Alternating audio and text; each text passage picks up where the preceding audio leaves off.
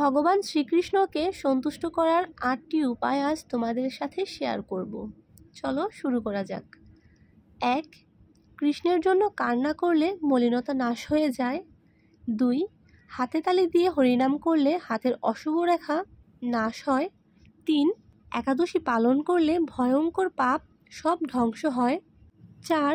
তুলসী সেবা ও পূজা করলে গৃহের অমঙ্গল ও অকল্যাণ নাশ হয়। 5. তুলসীর সামনে বসে হরিনাম জপ করলে আত্মার ও মনের বন্ধন নাশ হয়। 6.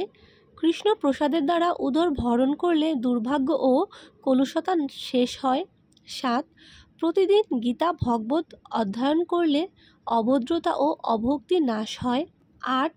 কৃষ্ণকে প্রেম ভালোবাসা ও সেবা করলে সমস্ত দুঃখ কষ্ট ধ্বংস হয়ে যায়। সকলে একবার প্রেম সে বলো হরে কৃষ্ণ রাধে রাধে। ভগবান সকলের মঙ্গল করুক।